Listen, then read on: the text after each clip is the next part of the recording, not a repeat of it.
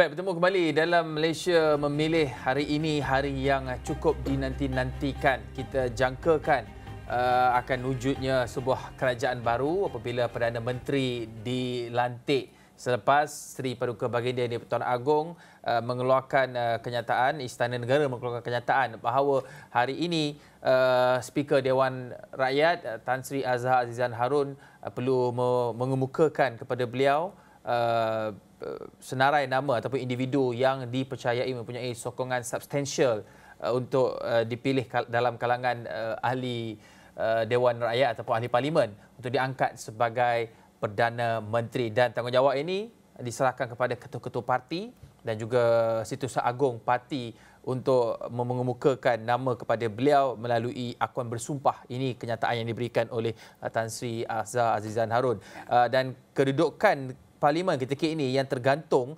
menyaksikan tidak ada mana-mana pihak yang memperoleh jumlah yang mencukupi untuk membentuk kerajaan, sekaligus bermakna parti-parti ataupun gabungan ini perlu bergabung.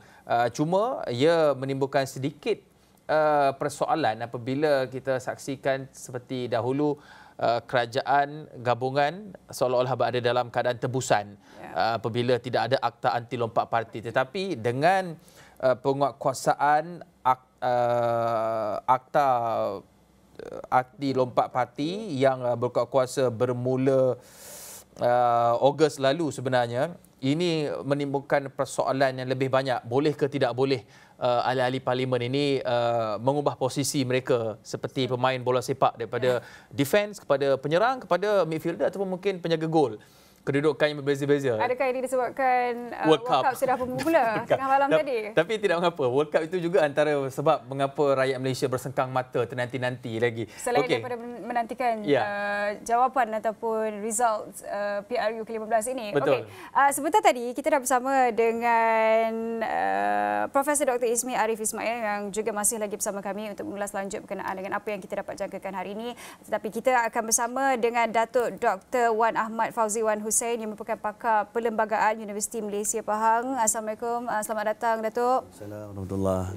Datuk, kalau kita nak melihat kepada keadaan hari ini, kita tahu yang di-Pertuan Agong sudah memerintahkan nama calon Perdana Menteri itu dipersembahkan hari ini menjelang 2 petang by 2 PM today. Apa yang dapat kita fahami melalui proses ini selepas Speaker juga telah pun mengeluarkan kenyataan bahawa ketua parti perlu mengemukakan nama calon. Apa yang kita boleh faham untuk proses awal ini, Datuk? Ya, kalau kita lihat kepada peruntukan perlembagaan perkara 43 fasa 2 perenggan A, Seri Paduka Baginda hendaklah terlebih dahulu melantik seorang Perdana Menteri yang akan mengurusikan Jum'ah Menteri, seorang ahli Dewan Rakyat yang pada hemat Baginda, yang mungkin boleh mendapat undi kepercayaan majoriti ahli Dewan Rakyat itu. Jadi bagaimana ke bawah Duli Seri Paduka Baginda Pertuan Agong boleh berpuas hati atau melaksanakan hemat Baginda, itu merupakan prerogatif. As long as syarat dia yang pertama, seorang yang hendak dilantik sebagai Perdana Menteri itu hendaklah ahli Dewan Rakyat. Itu syarat pertama. Yang kedua, pada hemat Baginda. Kalau bahasa Inggeris guna judgement, kan? Judgement dia bukannya perceiving judgement, tapi judgement pun yang mungkin. Mungkin dia tak mesti dah dapat. Jadi mungkin saja. Tuanku tengok walaupun ramai walaupun dibagi satu calon sekalipun, tuanku tidak terbatas. Sebab kalau kita lihat dalam konteks perlembagaan kita, perkara 39 perlembagaan persekutuan, kuasa eksekutif persekutuan terletak pada yang di-Pertuan Agong. Boleh dilaksanakan oleh Baginda ataupun Jum'ah Menteri ataupun seorang menteri yang diberi kuasa ataupun diberikan kuasa kepada orang lain. Jadi maksudnya apa? Maksudnya di sini pemilihan atau pelantikan seorang Perdana Menteri ini dia begitu penting sebab seorang yang akan melaksanakan fungsi kuasa Baginda. Jadi tentunya Baginda mempunyai aspirasi, perlu mempunyai keyakinan, perlu mempunyai kata orang hubungan yang baik. Jadi sebab itulah perlembagaan menetapkan bahawa seorang ahli Dewan Rakyat yang pada hemat Baginda selepas dilantik, bukan sebelum dilantik, selepas dilantik dia boleh mendapatkan kepercayaan majoriti. Jadi kepercayaan majoriti itu boleh datang selepas dilantik, bukan sekarang. Jadi apa yang berlaku pada peringkat hari ini, Seri Paduka Baginda Pertuan Agong memperkenankan ketua parti menyembahkan senarai SD. Jadi ini menunjukkan bahawa tuanku nak lihat dari sudut cadangan yang dikemukakan oleh parti. Yang kedua pula, kalau kita lihat satu nama. Bukan tuanku minta 2-3 nama. Mana satu gabungan tu satu nama saja. Itu juga satu perkara yang menariklah. Maksudnya si Paduka Baginda pada paket ini juga tidak mahu kata orang menggunakan prerogatif mengambil calon lain selain daripada yang menjadi aspirasi ataupun idaman kumpulan tertentu. Cuma yang ketiga tu jika sekiranya mana-mana kumpulan gagal membuktikan ketua tu mendapat 112 undi daripada MP, tuanku akan menitahkan keputusan muktamad. Siapa yang akan dilantik sebagai Perdana Menteri. Ya, ini satu perkara yang menarik sebenarnya sebab kita lihat pemilihan Perdana Menteri sebenarnya kalau ikut perlembagaan, mana-mana ahli parlimen ataupun ahli Dewan Rakyat yang mendapat kepercayaan majoriti ahli Dewan Rakyat dipilih untuk menjadi Perdana Menteri. Betul. Yang mungkin mendapat. Yang mungkin mendapat kepercayaan. Saya silap maaf. Tapi kalau kita lihat sebenarnya kalau ikut sejarah kita memilih Perdana Menteri ini by block. By political party. Boleh sebenarnya kalau Syazwani daripada parti lain, saya daripada parti lain, tapi saya pilih Datuk untuk jadi Perdana Menteri contohnya. Boleh lakukan dari segi idealistiknya lah kan. Tetapi ini tidak berlaku. Tapi mungkinkah dengan negosiasi-negosiasi yang sedang berlaku ketika ini, saya percaya rundingan di luar sana di kediaman pemimpin-pemimpin parti politik sedang negotiate siapa nak pilih siapa. Mungkinkah ini berlaku tetapi ianya menidakkan, contohnya maksud saya di sini ketua parti dia tidak hantar semua nama ketua parti itu yang ahli-ahli parlimen daripada parti tersebut yang menyokong beliau, tapi juga daripada ahli parlimen dari parti-parti lain. Maksudnya parti itu contoh kalau BN ada 30, mungkin 15 sokong BN, lagi 15 sokong PH. Adakah ini boleh sebenarnya? Kalau kita tengok daripada tata cara yang diperkenankan oleh Sri Paduka Baginda, ketua parti itu yang sewajarnya menyembahkan SD itu. Tak boleh ketua parti lain sebab kita pun kena menghormati dari sudut organisasi. Dan seperti mana saya jelaskan tadi, dalam kaedah pemilihan adalah prerogatif tuanku. Maknanya kalau tuanku nak buka kata parti lain boleh bagi sokongan kepada pemimpin lain pun tak ada masalah. Tapi dalam konteks petang ini tuanku menitahkan ketua parti itu yang mesti bawa SD. Jadi mereka kena akulah kepada Sri Paduka Baginda tuanku telah memperkenalkan kaedah tertentu.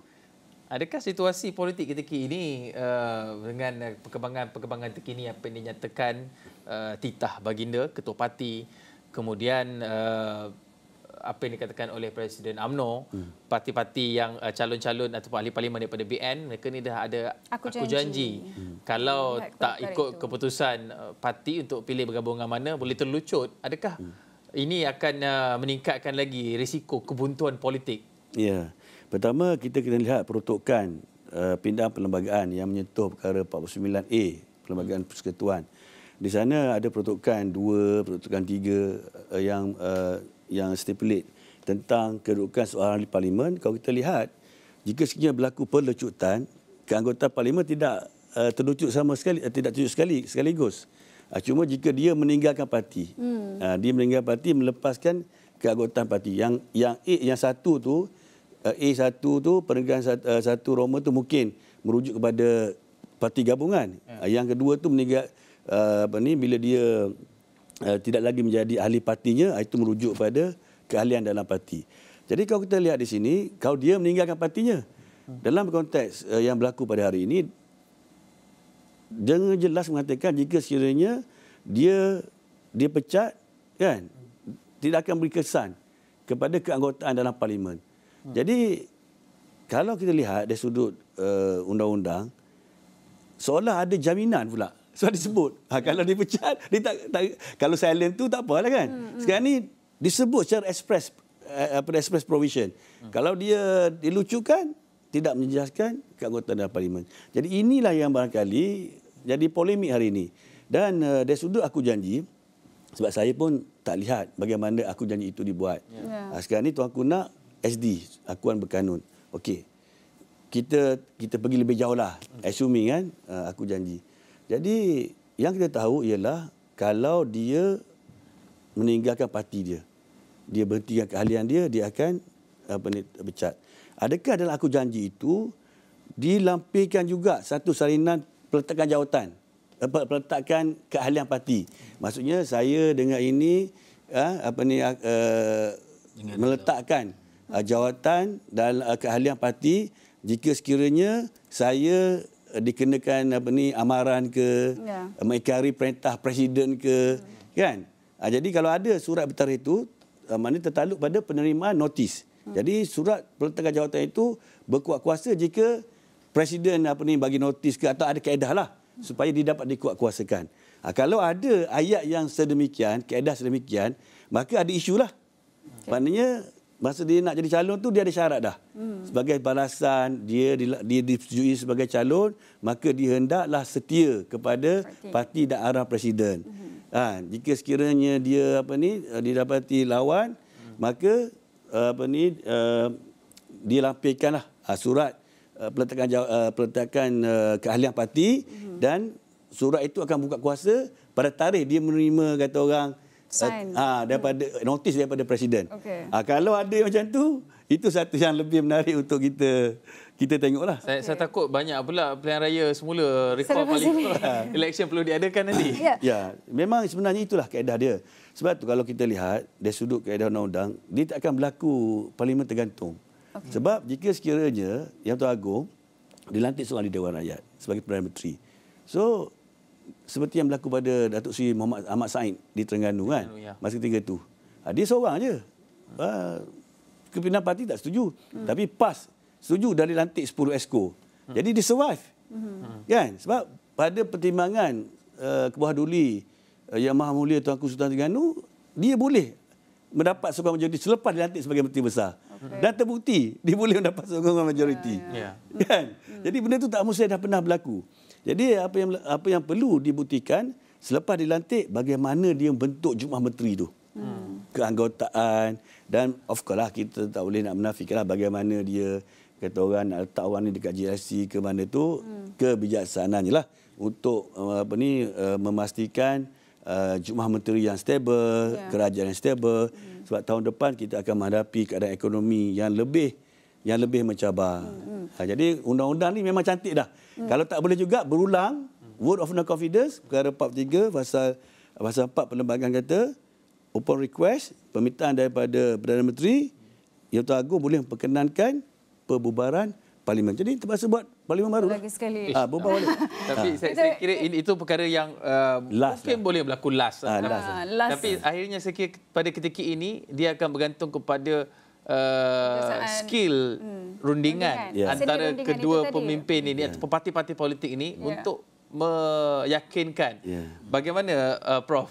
Sekarang ini stakesnya agak tinggi, pertaruhannya agak tinggi, sangat tinggi sebenarnya. Kita bercakap mengenai masa depan negara, nak menempuh tempoh yang mencabar. Tapi kita bermaklum, dia sudah menjadi seolah-olah rahsia terbuka dalam kalangan masyarakat. Walaupun kita tidak bicarakannya secara khusus ataupun terang-terangan, tapi dah tahu ada yang kluster mahkamah, ada yang berdepan kes mahkamah, ada yang mempunyai kepentingan ataupun cita-cita peribadi sendiri. Bagaimana ini boleh mengganggu, gugat atau menjejaskan, dia agak tekanannya agak tinggi, rundingan itu akan berlaku, Prof. Bagaimana mereka ini boleh melihat, membawa, apa orang kata, have the upper hand in the negotiation tu? Baik, sebab tu saya nyatakan tadi, pemimpin yang akan mengambil tanggungjawab sebagai Perdana Menteri, insya-Allah sepatutnya merupakan seorang pakar runding yang dapat betul-betul memberikan satu tawaran yang akan memberikan manfaat bersama, bukan sahaja kepada gabungan tetapi juga kepada ahli-ahli dalam kabinetnya dan juga kepada rakyat. Jadi sebab itu saya kira kekuatan yang perlu ada pada pemimpin yang akan dilantik sebagai Perdana Menteri ini adalah bagaimana untuk memastikan yang rundingan itu tidak dilihat seolah-olah seperti ingin menyelamatkan beberapa pihak ataupun untuk menyelamatkan beliau sendiri. Kan? Jadi individu berkenaan perlu seseorang yang benar-benar mempunyai koman untuk memastikan yang kedudukan beliau sebagai Perdana Menteri tidak akan tergugat. Dan beliau ada strategi-strategi yang memastikannya akhirnya beliau akan kekal untuk menjadi pemimpin kepada pemimpin-pemimpin parti dalam gabungan yang kita akan lihat nanti. Ya. Gabungan parti politik itu, rundingan seni rundingannya yang mana nama akan dikemukakan kepada yang di-Pertuan Agong, itulah yang menjadi tanda tanya ketika ini. Pastinya kita juga nak melihat apa agaknya tumpuan ataupun apa agaknya perkembangan terkini di hadapan Istana Negara itu. Tapi kita perlu berhenti rehat seketika. Kita kembali lagi selepas ini.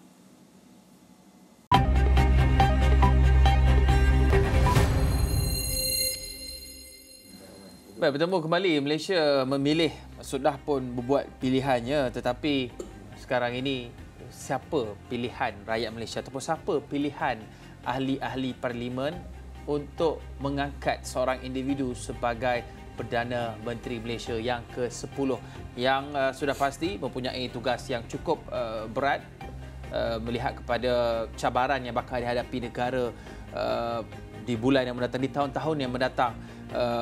Ekonomi yang merundum, bagaimana untuk atasinya, inflasi, kos sara hidup, peluang pekerjaan, peningkatan gaji yang perlahan, itu semua antara cabaran-cabaran yang perlu ditempuhi oleh bakal Perdana Menteri Malaysia yang seterusnya. Tetapi sebelum kita memilih siapa Perdana Menteri ini, kita masih lagi berhadapan dengan situasi ketidaktahuan, ketidaktentuan siapa gabungan yang akan ataupun ahli-ahli parlimen yang akan pilih seorang ahli parlimen yang mereka percaya mendapat sokongan untuk menjadi seorang Perdana Menteri. Dan ini juga ditambah dengan keadaan di mana kita sudah mempunyai akta anti lompat parti yang sudah pun berkuat kuasa. Tetapi saya nak pergi sebab ketika akta anti lompat parti ini dibahas, dibentang di Dewan Rakyat sekitar Jun, Julai ataupun Ogos, dia menimbulkan banyak persoalan. Ada perkara-perkara yang kadang-kala rakyat di bawah sana macam tak faham sangat sebab dia melibatkan perincian ataupun butiran yang agak rumit, melibatkan ada ruangan-ruangan yang mungkin mereka tahu lepas ni ahli-ahli parlimen dah tak boleh lompat parti sebab lompat parti itulah cukup popular menyebabkan berlakunya langkah syaratan, kemudian pertukaran Perdana Menteri lagi dalam tempoh satu penggal. Adakah akta anti lompat parti yang ada pada ketika ini mempunyai ruang-ruang ataupun loophole yang mungkin boleh di-maneuver oleh ahli-ahli politik ini untuk mengubah sesuatu keputusan ataupun meletakkan mereka sebagai individu yang mempunyai sokongan majoriti? Ya, saya melihat pandangan saya lah, banyak lompang yang ada dalam undang-undang lompat parti ni. Sebab dia ni daripada akta tu tujuan untuk pindah perlembagaan kan. Jadi kalau kita lihat disebut apa? Pertama yang dipecat tidak ada tergugat lah. Lepas tu yang bebas, yang bertanding bebas jika dia masuk parti baru dianggap lompat parti juga yang bebas. Kan? Jadi sama ada seorang ahli yang telah dibuang, kalau dia boleh parti, dia bertukar parti katanya kan. Kalau dia bertukar parti, istilah dalam pindah perlembagaan tersebut, kalau tengok pada tafsiran, dia tak banyak. Kan? Apa maksud meninggalkan? Kan? Melepaskan. Kan? Yang kedua ialah ilustrasi. Saya difahamkan pada peringkat awal ada dimasukkan ilustrasi.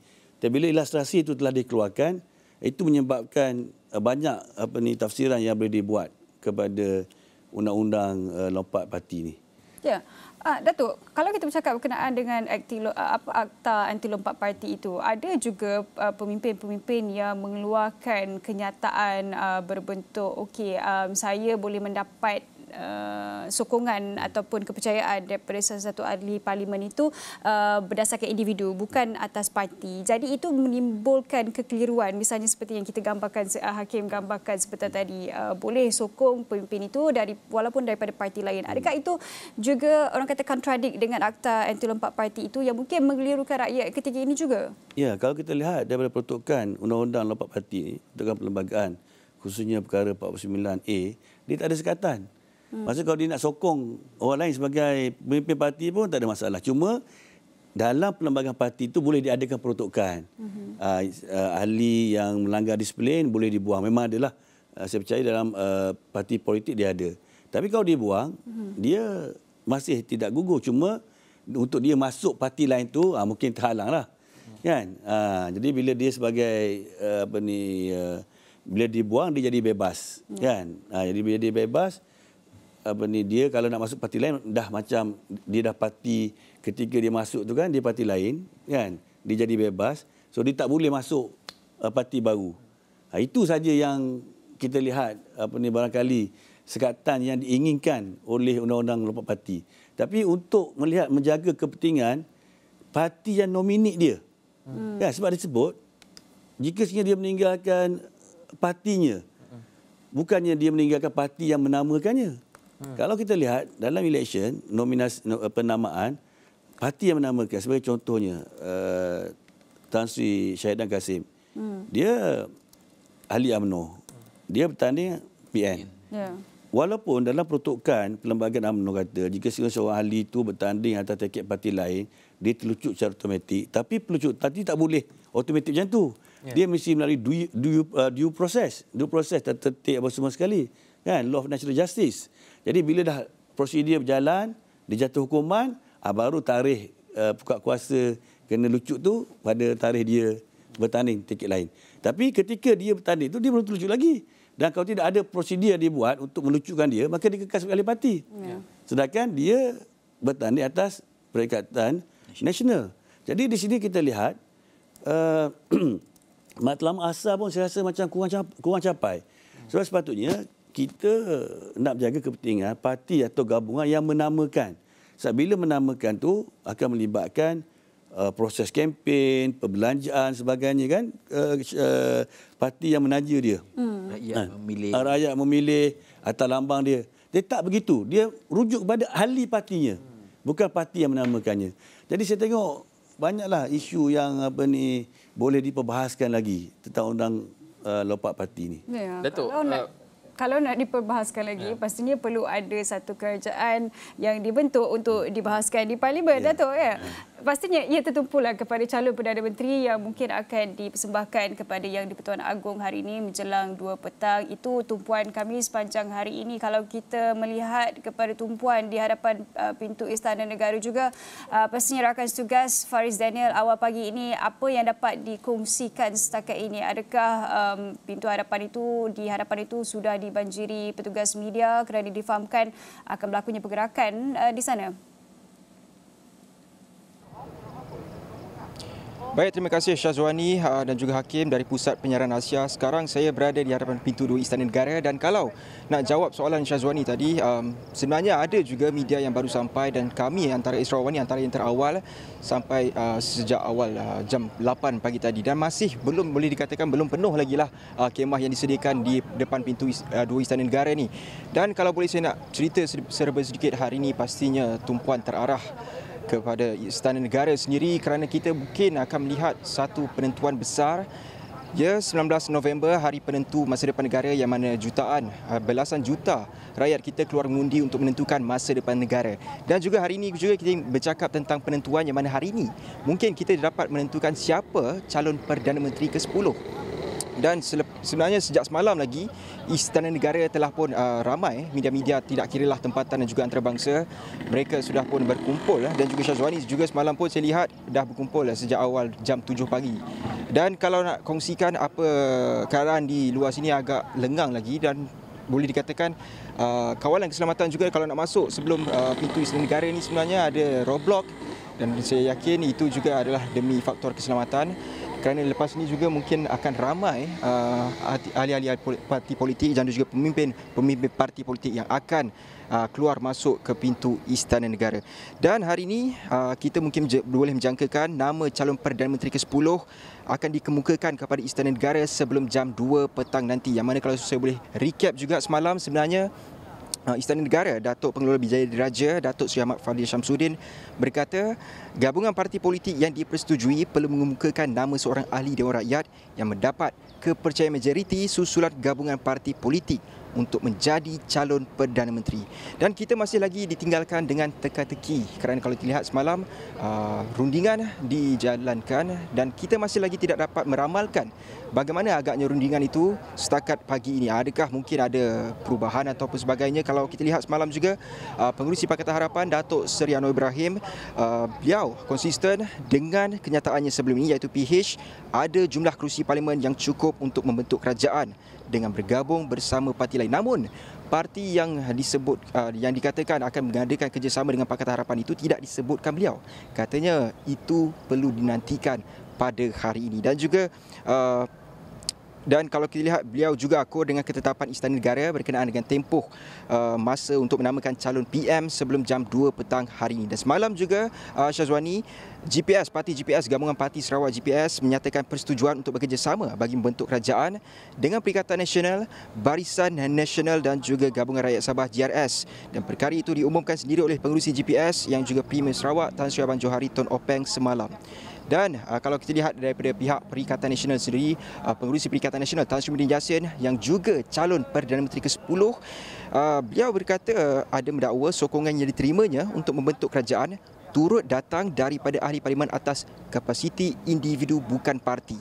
Di mana kalau kita lihat memetik laporan daripada utusan Malaysia semalam, kesemua 29 ahli parlimen UMNO kecuali presidennya sendiri Datuk Seri Ahmad Zahid Hamidi didakwa menandatangani akuan bersumpah SD untuk menyokong Tan Sri Muhyiddin sebagai Perdana Menteri. Dan menurut sumber yang dipetik yang saya petik daripada utusan Malaysia sendiri, SD tersebut dipercayai ditandatangani pada malam tadi dengan diuruskan oleh ahli parlimen Sembrong Datuk Seri Syamuddin Tun Hussein.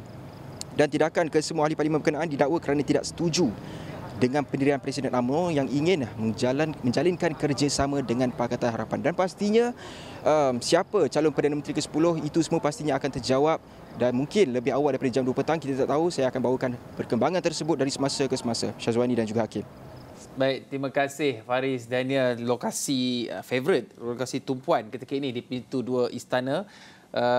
Dapat menyaksikan siapa nanti akan hadir keluar masuk tu. Kita harap tak ada lagi lah berkoyan-koyan orang kata berduyun-duyun ahli parlimen naik bas nanti kan. Kerana tanggungjawab itu dah diberikan kepada speaker. Mungkin kan kita lebih tersusun lah kali ini. Nampak lebih tersusun. Kat depan Istana Negara 2 tu pun dah ada, pintu 2 tu pun dah ada kemah. Tak adalah macam media berpanas. Okey, sekejap. Saya nak pergi kepada Prof tadi sebenarnya. Tapi saya lupa pula. Okey, tak apa. Kalau macam tu saya tanyakan dulu soalan. Okey, Datuk, melihat kepada proses yang akan berlaku hari ini, pastinya ramai yang tertanya-tanya siapa calon Perdana Menteri itu. Pada pandangan Datuk sendiri, walaupun perkara itu adalah berlandaskan gabungan parti politik ketika ini, dan soalan ini saya dah ajukan kepada Prof tadi, tetapi kalau kita melihat dari segi perlembagaan itu, sekiranya gabungan parti politik ini tidak menepati cita rasa rakyat ketika ini, misalnya apabila mereka sudah keluar mengundi, bagaimana kita nak memberikan kefahaman kepada rakyat bahawa ini adalah proses demokrasinya. Walaupun kita mengundi, mungkin kita pangkah parti lain, tetapi yang memerintah nanti adalah parti lain. Dari segi demokrasinya itu, bagaimana kita nak fahamkan kepada rakyat, Datuk? Ya, yang pertama sebab sudah jelas tiada parti yang dominan yang dapat 112 kerusi secara bersendirian gabungan dia. Jadi dia memerlukan kerjasama daripada parti yang lain. Kalau dia sudah aspek ini pun, kalau kita lihat, kalau ada gabungan parti, sebab tu kita lihat kebijaksanaan Sri Paduka Baginda Tuan Agong. Tuanku tak titah supaya semua MP menghadap Tuanku. Kalau tuanku titah semua MP, kalau tuanku nak titah boleh, tapi kali ini tuanku tak titah sedemikian. Kalau tuanku titah MP menghadap, kemungkinan macam kata tadi lah, ada deal ke orang macam kalau anak ayam ni ada orang jadi ibu tu anak tak ada, anak tak ada belakang, ibu ke depan, anak dah tak ada dah kan. Jadi kebijaksanaan mana si Paduka Baginda melihat situasi yang perlu. Jadi kali ini Tuanku titahkan ketua ketua yang bawa SD tu, bukannya orang lain. Jadi maksudnya si Paduka Baginda pada kali ini berdasarkan keadaan semasa ini melihat keperluan perlu diberi utamakan kepada parti. Sebab mereka ni bertanding atas parti dulu. Dan proses ini adalah proses sebelum dilantik sebagai Perdana Menteri. Jadi ada dua proses. Satu, proses sokongan untuk buktikan majoriti sebelum pelantikan Perdana Menteri. Yang kedua, proses yang mendapat kepercayaan selepas orang dilantik Perdana Menteri. Ada dua kaedah. Jadi untuk kaedah pelantikan sebelum Perdana Menteri, Tuanku pentingkan ketua parti itu yang bawa. Sebab dia ketua parti, dia diamanahkan oleh Mesyuarat Agung dan sebagainya. Jadi barangkali itulah aspek, kalau kita lihat, macam mana sekarang ya, yang ni ketua parti bawa aku janji lain. Lepas tu pula, yang apa ni, ahli parti itu pula katanya dah pindah ke lain. Jadi, dari satu sudut, mungkin ada orang bertanya, mana ketaatan kepada parti-parti. Tapi ada orang tanya pula, tak boleh. Sebab dalam Paripurna Agung sudah bersetuju. Ada resolusi. Jadi sebenarnya merupakan polemik. Tapi apa yang rakyat perlu faham ialah selepas keputusan pilihan raya, tiada parti atau gabungan parti yang melepasi jumlah kerusi 112. Jadi kerana sedemikian inilah berlaku keadaan sekarang ni. Okey. Saya nak pergi kepada Prof Dr. Ismi. Tadi kita melihat dengan kedudukan kerusi yang ada sekarang ni, tak ada sesiapa yang dapat angka atau menjadi, tak ada yang dominan. Maksudnya dia ibarat bermain Jenga. Kalau ada ramai-ramai yang masuk, boleh faham tak Syazwani? Main Jenga ada masuk ramai macam ni. Kalau tarik sini goyang, tarik sini goyang, tarik sini goyang. Maksudnya dia akan patah balik pada apa yang berlaku sebelum ini. Ketika Tan Sri Muhyiddin Yassin 12 tarik sokongan, tumbang. Begitu juga dia boleh berlaku lagi. Sebab kalau ikut jumlah gabungan ini, tak ada yang solid pun. Kalau ada pun CP-CP saja. Maksudnya antara contoh BN dan juga PN 103, campur GPS 125, campur GRS dan lain-lain 138. Tapi andai kata ada PH kemudian berjaya meyakinkan pemimpin-pemimpin dalam BN untuk menyokongnya, GPS, GRS dan lain-lain untuk menyokongnya, ia juga boleh berlaku. Tetapi apakah yang mungkin boleh mengikat sesuatu koalisi dan gabungan itu untuk kekal? Kerana kita ni tak boleh lagi nak macam main Jenga tu lah. Kan? Cabut, tarik.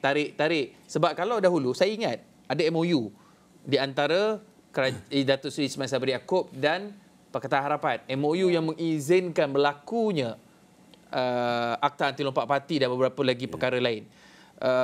Mungkin satu bentuk CSA, Confidence and Supply Agreement. Adakah Prof melihat ini juga mungkin perlu put in motion sebagai sebahagian daripada negotiation? Sebab kalau tak, kita tak akan pernah stabil seperti tahun 80-an ataupun awal 90-an dulu. Command majority, two-third majority. Saya setuju, Hakim. Sebab tu saya cakap tadi, pemimpin yang akan jadi Perdana Menteri yang ke-10 insya-Allah perlu memastikan yang ada mekanisme untuk memastikan kestabilan itu wujud antara gabungan ini. Dan kalau kita kena pasti yang bila kita kata stable ni, dia tak boleh stable tension. Sebab kalau stable tension tu bila-bila saja akan boleh collapse dengan izin. Jadi kena ada satu mekanisme untuk memastikan yang ada, kita panggil bukan stable tension, dia kena jadi stable glue. Dia kena ada satu yang mengikat antara gabungan tu supaya ianya tidak mudah untuk rapuh dan juga putuslah.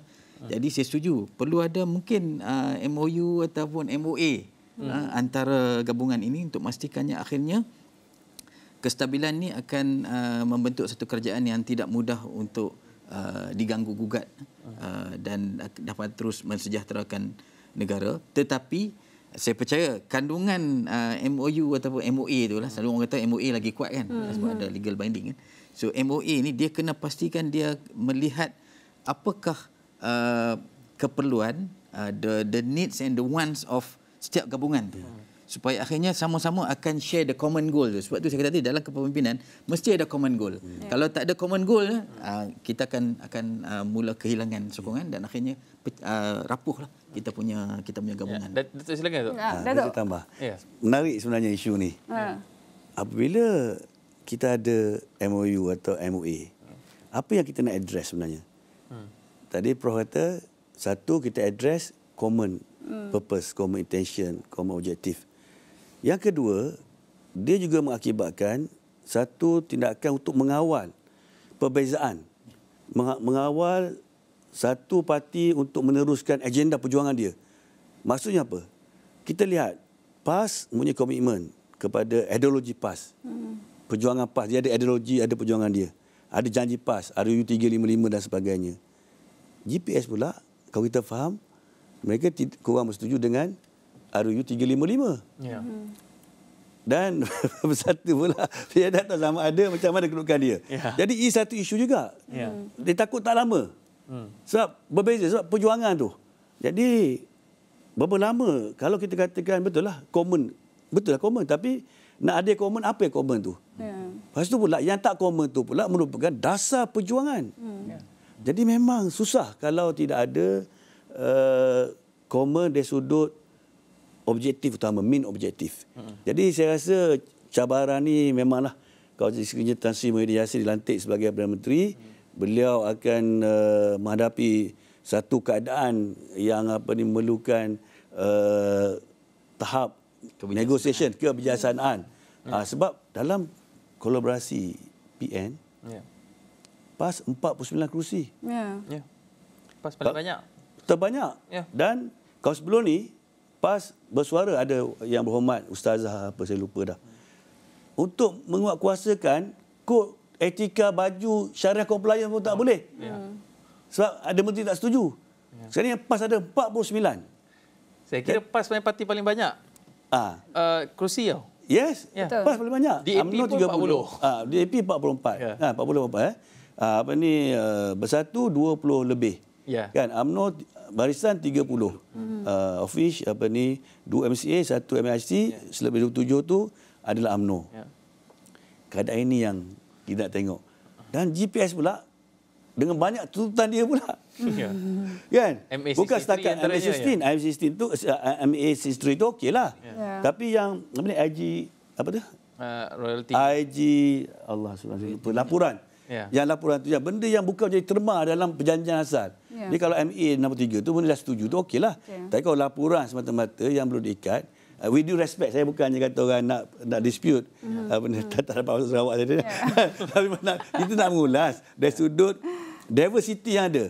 Sama ada dia akan bawa pada unity atau dia bawa ancaman. Sebab Cik sebut tadi kan, last election ada masalah, 15 tarik diri, problem. Sekarang ni bukan 15. PAS dia konsisten dengan perjuangan dia dari dulu lagi untuk menegakkan syiar Islam. Sehingga kita tengok dalam YouTube Facebook. Siti Kasim dah mengamuk dah. Kan? Dia kata ni ada satu perdana baru, tak boleh sebut. Dia akan mengubah kan. Jadi perkara ni yang akan begitu mencabar. Tapi ya, betul. Dia sangat mencabar, tapi tidak adakah satu mekanisme untuk mengikat mereka ini? Kalau dulu kenapa kita ada kerajaan yang agak stabil lah, yang agak orang kata fluid lah. Dia bukan stable tension Prof, tapi stable yang very fluid.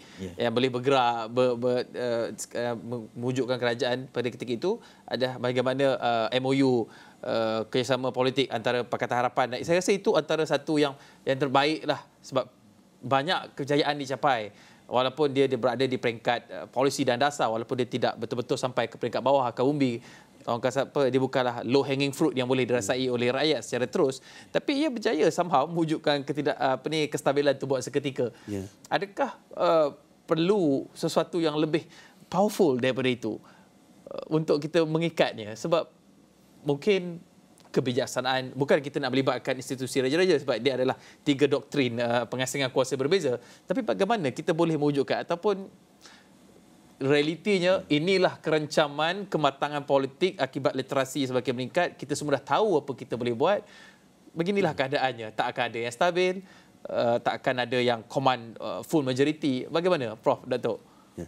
Prof, ke saya Kalau saya boleh sentuh sikit lah. Prof. Sebab tu dalam seni memimpin ni, bila kita nak kita kata nak jaga silaturahim antara ahli-ahli, kita ada apa yang kita coinkan sebagai level of engagement. So maksudnya kat sini saya rasa kena ada satu peringkat di mana kita kena, of course lah, agree to agree, dan ada segi yang kita kena agree to disagree. Tapi dia kena ada proses daripada tolerate kepada accommodate, dan ada benda yang kita boleh celebrate. So maksudnya pemimpin yang utama nanti insya-Allah Perdana Menteri yang ke-10 akan memastikan yang perkara ini jelas dalam gabungan tu. Ada benda yang kita celebrate, ada benda kita kena accommodate antara satu sama lain. Ada benda yang kita kena tolerate, mungkin tak setuju, tapi boleh tak kita letakkan priority celebrate dulu, kemudian barulah kita tengok perkara ini secara fasa by fasa. Kalau tidak, memang sampai ke sudah kita tak boleh nak bergerak daripada tolerate pun tak boleh. Memang macam mana nak sampai ke celebrate tu. So yang tu satu tuntutan kebijaksanaan Perdana Menteri yang ke-10 insya-Allah.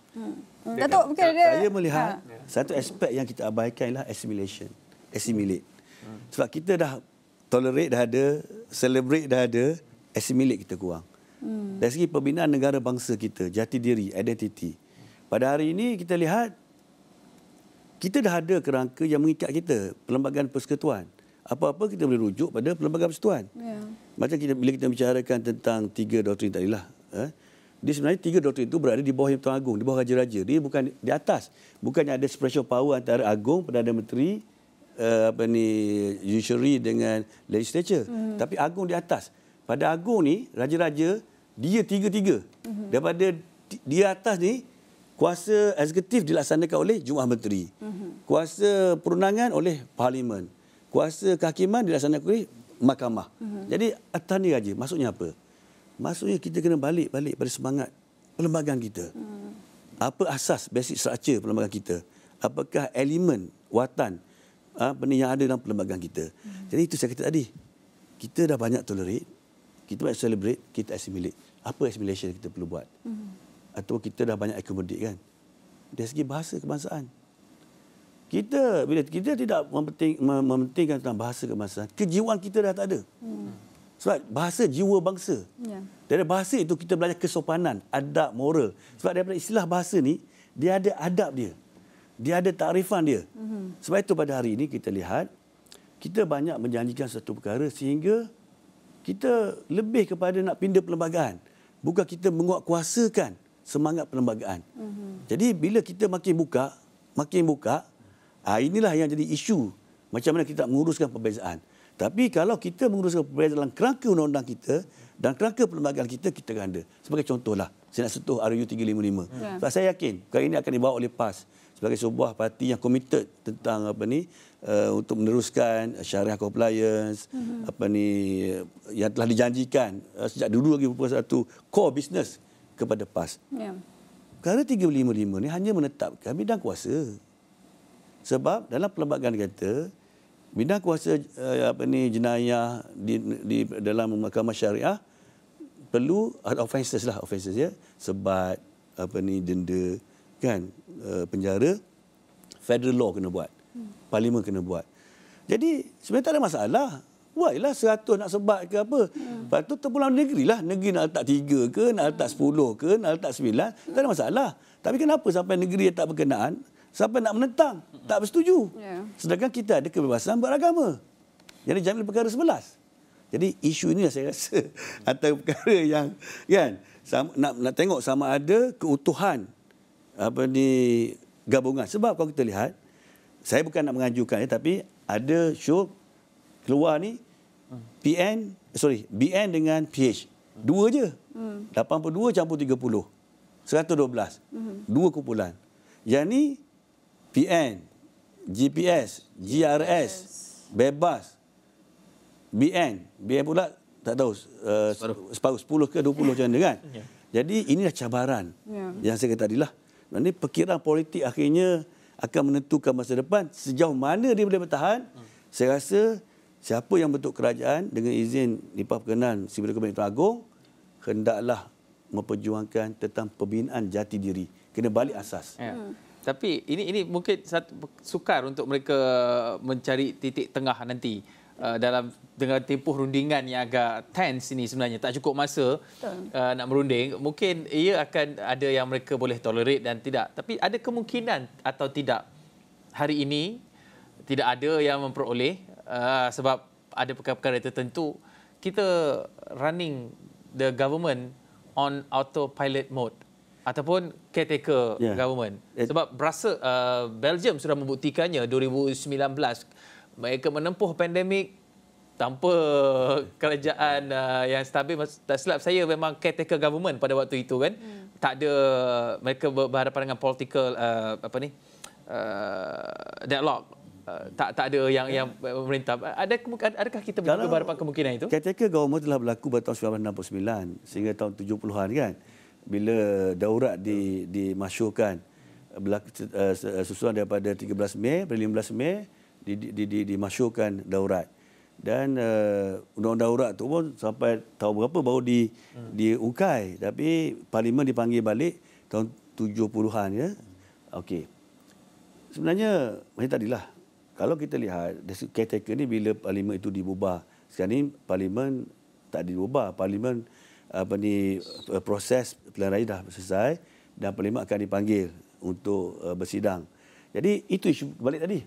Maksudnya kalau tiada pihak, proses sebelum pelantikan Perdana Menteri kita lihat jika sekiranya tiada satu gabungan yang solid untuk Tuanku Puas Hati.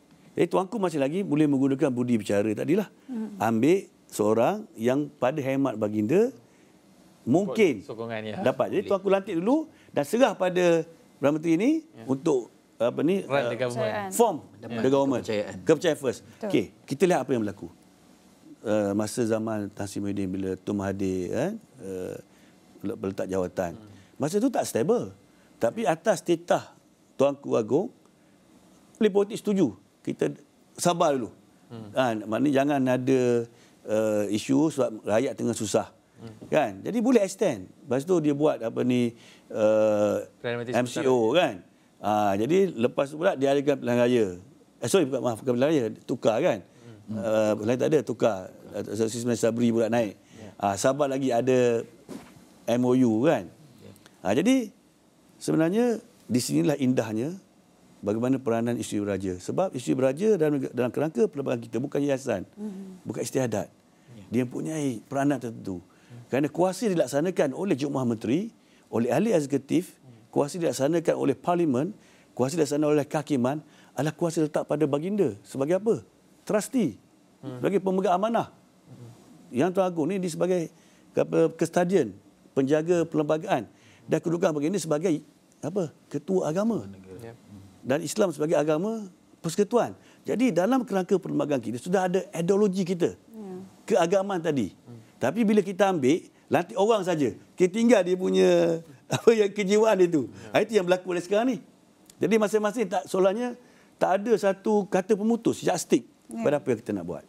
Ini satu keadaan ataupun perkembangan yang menarik, cukup menarik sebenarnya kita saksikan. Kita harapkan akan adalah persefahaman, common ground yang dapat dicipta oleh kalangan ahli-ahli parlimen ini. Siapa mereka nak lantik ataupun pilih, memberi sokongan menjadi Perdana Menteri ke-10, Syazwani. Ya, pastinya melihat kepada pemilihan ataupun calon yang akan ditampilkan nanti oleh gabungan-gabungan parti politik yang kita pun tak tahu mana satu gabungan yang akan mempersembahkan kepada Yang di-Pertuan Agong. Kita ada beberapa minit ini, mungkin Prof, apa yang dapat kita suarakan gesaan ataupun mungkin harapan supaya calon itu nanti memainkan peranan yang sangat besar ketika ini. Okey, terima kasih Syazwani. Saya nak merujuk kepada kajian yang kami buat di 222 kawasan parlimen melibatkan anak muda. Dan antara yang dibangkitkan oleh anak muda waktu itu ialah mereka ingin dipimpin oleh pemimpin yang berintegriti. Dan yang boleh menjadi teladan, role model kepada mereka untuk berasa selamat dan berasa yakin dengan masa depan negara.